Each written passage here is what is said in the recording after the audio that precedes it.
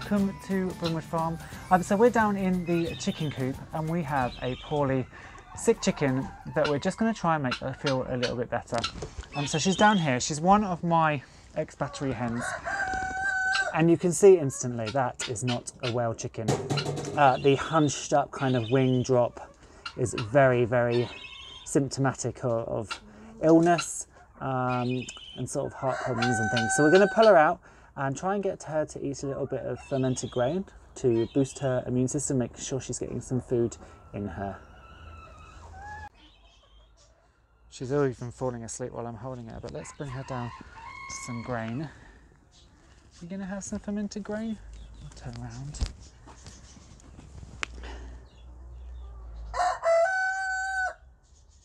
So she is eating, she's got an appetite. Now when you're looking at a sick chicken, you want to look at several things. The first is the face, bubbling eyes, discharge from the nose, coughing.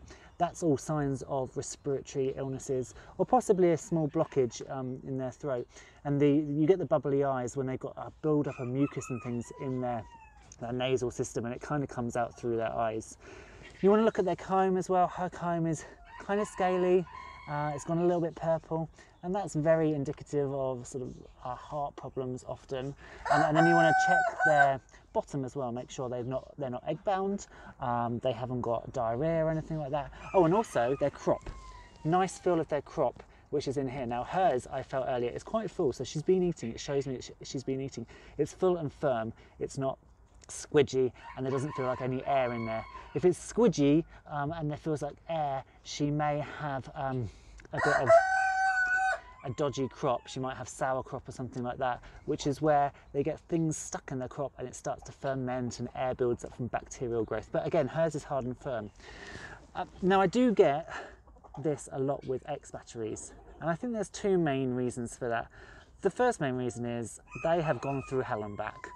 They have been kept in little cages or more free-range deep litter sheds and things, but even free-range chickens aren't that well looked after. And when she first came to me, she was a complete mess. So they've gone through hell. So when you rescue battery hens, if you can get them through the first couple of months, you are doing well. The second factor is these guys just aren't bred for longevity. So they have been selectively bred to produce as many eggs as possible with no care or attention put to their ongoing health problems, how long they're going to live. Farmers literally just want a hen that's going to lay loads of eggs for 18 months and then she's going to go off to slaughter. So when you rehome ex-battery hens, they're not going to last as long as a normal hen might, and you're going to have more health issues because their bodies just haven't been created for that. But this little girl seems to be doing all right.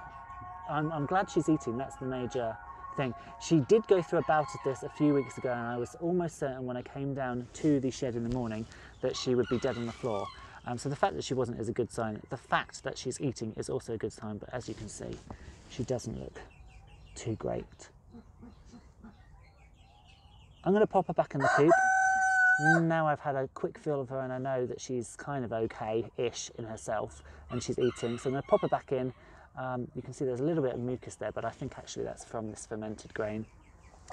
And we'll see how she gets on in the coming days.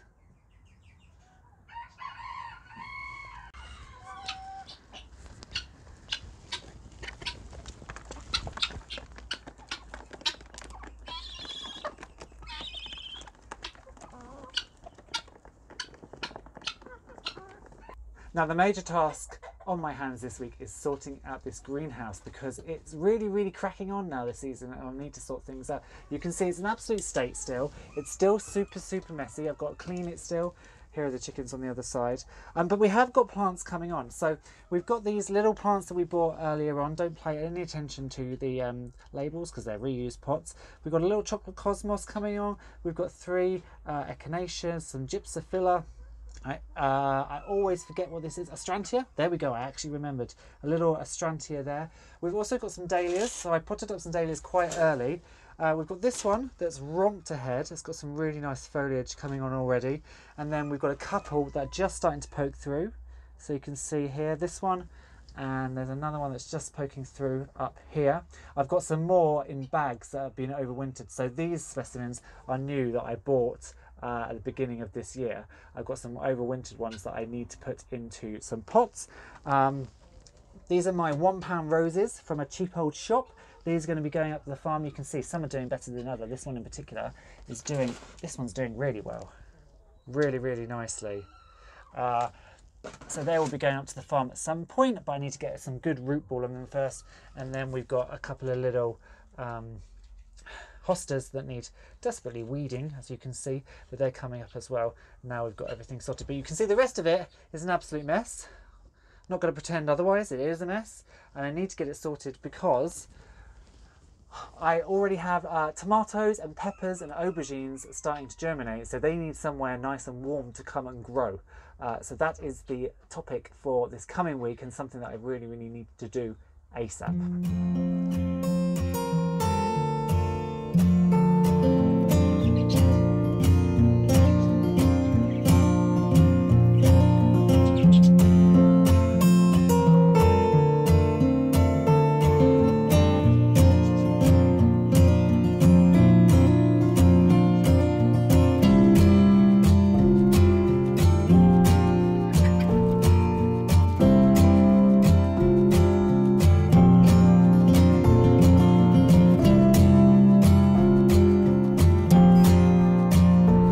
Well, I've just found a baby zipper finch. It's fledged the nest. It's currently in my garden. I need to quickly grab it. Oh, come here, little one. Come here. It's actually mega hungry.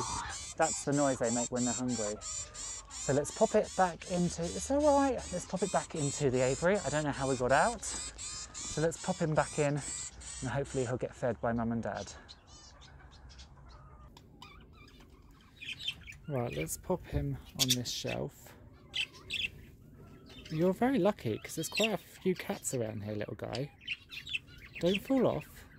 Stay there.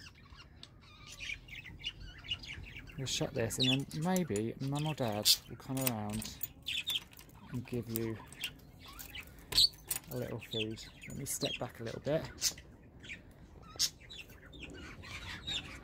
Let's hope it calls to mum and dad.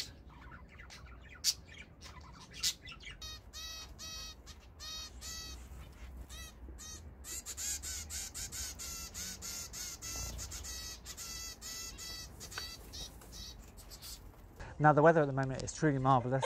We've got sunshine, warm days, but we've also got wet. And warm, wet weather means that we have spring and we have massive, massive growth. So I need to get some plants out. Now this is my my sunny bed, and normally I fill it with zinnias, dahlias, nicotiana and that sort of thing. And no, there's no exception this year. I'm going to do the same thing. And I've got these little nicotianas that I actually sowed last year. So these have been overwintering. And you can see that they are already pushing up to flower. They're still in the original seed tray. I haven't even pricked them out. So, and you can see actually it's neglected. It's very, very dry. So I need to get those out into this this afternoon and give them a good water.